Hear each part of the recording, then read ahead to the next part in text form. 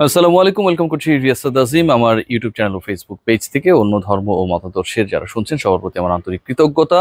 বাংলা নববর্ষের শুভেচ্ছা জানিয়ে আলোচনা শুরু করছি এবং ডেফিনেটলি মুস্তাফিজুর রহমান আর কিছুক্ষণ পরে এবার আইপিএল এ তার ফিফথ ম্যাচ খেলতে নামবে চেন্নাই সুপার কিংস এর হয়ে।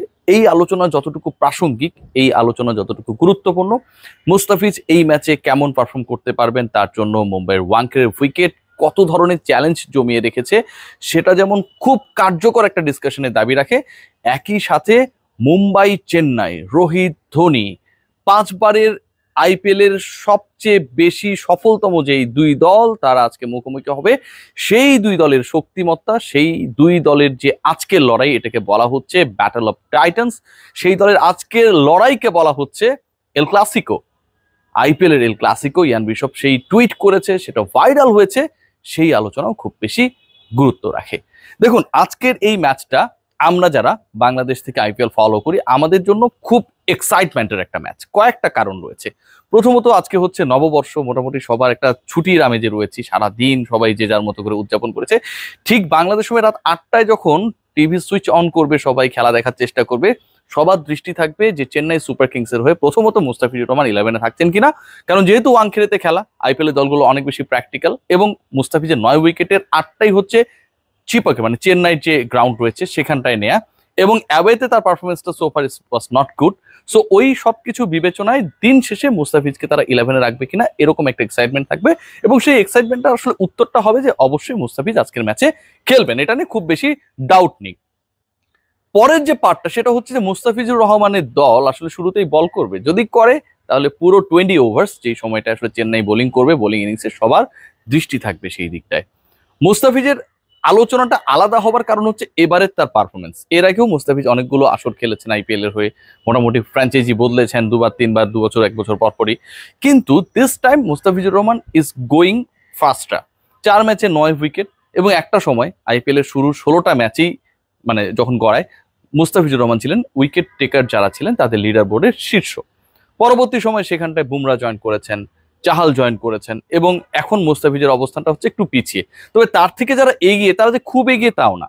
বুমরা ভার্সেস মুস্তাফিজ, যিনি মুস্তাফিজকে ছাড়িয়ে যাবার পর পার্পল ক্যাপটা নিজের করে নিয়েছেন, সেই জশপ্রীত বুমরা মুম্বাইয়ের হয়ে খেলতে নামবেন।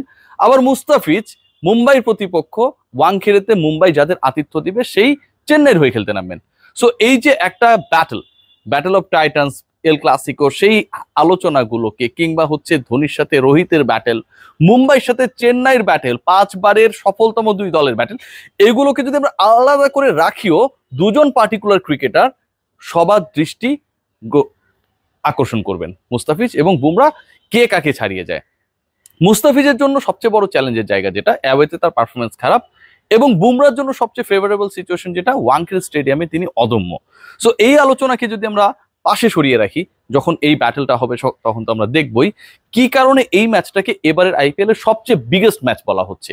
সবচেয়ে বিগেস্ট ম্যাচ বলা, বা এবারের আইপিএল এর সোফার যতগুলো ম্যাচেস হয়েছে সেই ম্যাচেসগুলোর তুলনায় এই ম্যাচটাকে আলাদা করার কারণটা সব বিবেচনায় যারা ইন্টারন্যাশনাল কমেন্টেটর রয়েছেন, যারা ইন্টারন্যাশনাল অ্যানালিস্ট রয়েছেন, এক্স ক্রিকেটার্স রয়েছেন, একটা কারণ, এবং সেই কারণটা অনেকটা বড় হয়েই দেখা দিয়েছে, যে মুম্বাই এবং চেন্নাই তারা একটা ট্রানজিশনের মধ্যে দিয়ে যাচ্ছে। সেই জায়গাটা আসলে দল দুটো কেমন করে যখন তারা মুখোমুখি হবে। যে দল দুটো মুখোমুখি হবে, একটু আগে বলছিলাম যে তারা আইপিএল এর সবচেয়ে সফলতম দল, এবং এই দুই দলকে সফলতম বানানোর ক্ষেত্রে সবচেয়ে বড় ভূমিকা পালন করেছেন দুটা ক্যারেক্টার। একটা হচ্ছে এমএসডি মহেন্দ্র সিং ধোনি, এবং আরেকটা হচ্ছে রোহিত শর্মা। এমএসডি মহেন্দ্র সিং ধোনি, যিনি চেন্নাইকে 5টা টাইটেল জিতিয়েছেন, এবং মনে করা হচ্ছে যে this time he is going to play or he is playing his last IPL edition, তিনি ক্যাপ্টেন্সি থেকে সরে দাঁড়িয়েছেন। Ruturaj Gaikwad the new captain of Chennai super Kings, but সব প্ল্যানিং গুলোই, ওই মাস্টার স্ট্রোক গুলো যেগুলো হয় মাঠের ক্রিকেটে আমরা দেখি, সেগুলো হচ্ছে ধোনির কাছ থেকে আসে, এটা নিয়ে কোনো ধরনের ডাউট নেই। মুম্বাইয়ের অবস্থাটা একটু ডিফারেন্ট, মানে 5বার টাইটেল জেতানোর পরে এমএসডি সরে দাঁড়িয়েছেন, আর 5বার মুম্বাই ইন্ডিয়ান্সকে শিরোপা জেতানোর পর রোহিত শর্মাকে সরিয়ে দেওয়া হয়েছে। এবং এটার পরে যে সিচুয়েশনটা হয়েছে আমরা যেভাবে দেখেছি, হার্দিক পান্ডিয়া নিউ ক্যাপ্টেন, তাকে দলভুক্ত করা হয়েছে গুজরাট টাইটান্স থেকে, এবং পরবর্তী সময়ে তাকে যখনই দর্শকরা পেয়েছে বিভিন্ন ম্যাচে, সেটা মুম্বাইয়ের হোম ম্যাচ হোক অ্যাওয়ে ম্যাচ হোক, যেভাবে দুয়ো দিয়েছে, হ্যাট্রিক পরাজয়ের স্বাদ গ্রহণ করা দলটা পরবর্তী টানা 2 ম্যাচে মুম্বাইতে জয় ছিনিয়ে নিয়ে তারা নতুন করে ডিরেইলড হয়ে যাওয়ার পর, লাইনচ্যুত হয়ে যাওয়ার পর ট্র্যাকে উঠেছে। সো যেই ম্যাচটায় 12 বছর পর দুটো দল মুখোমুখি হচ্ছে, সেখানটায় তাদের সবচেয়ে সাকসেসফুল বানানো দুই মহানায়ক রোহিত শর্মা এবং MSD মহেন্দ্র সিং ধোনি, তারা ক্যাপ্টেনের ভূমিকায় নেই। এবং দুজনের এক্সপিরিয়েন্সটা দুরকম। একজনকে শ্রদ্ধা করা হয়, পুরো দলের তাকে ত্রাতা মানা হয় ধোনির ক্ষেত্রে। আরেকজনের ক্ষেত্রে যে ঘটনাটা ঘটেছে, এটা পুরো ক্রিকেট বিশ্বের কাছে একটা আসলে বড় ধরনের প্রশ্ন তৈরি করেছে, রোহিতকে সরিয়ে হার্দিককে ক্যাপ্টেন্সি দেয়া। সো হার্দিক এবং ঋতুরাজ এবং বিহাইন্ড দ্য সিনে ধোনি এবং রোহিত কি করেন সেটা কিন্তু দেখার ইন্টারেস্টিং আরো একটা পার্ট রয়েছে। আমাদের খেয়াল করে দেখি দুটো দলই অদ্ভুতভাবে এবারে আইপিএলটা এগিয়ে চলেছে।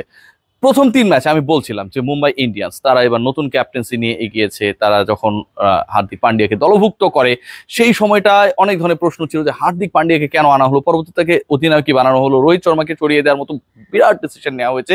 প্রথম 3 ম্যাচে হ্যাট্রিক পরাজয়ের শিকার হয়েছে, টেবিলের তলানিতে ছিল সেই দল।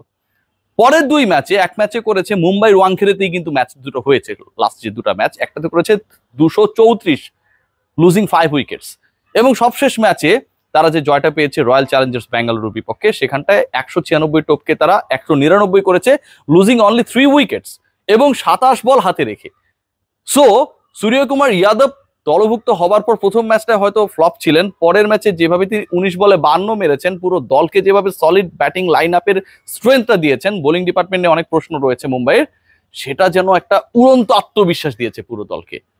চেন্নাই সুপার কিংস তারাও কিন্তু আসলে ডিরেল ছিল, তারা প্রথম 2 ম্যাচ জিতেছে, তারপরে আবার 2 ম্যাচে পরাজিত হয়েছে, এবং পরাজিত হবার পর লাস্ট ম্যাচে তারা আবার চিপকেট চিদাম্বরমে জয় পেয়েছে।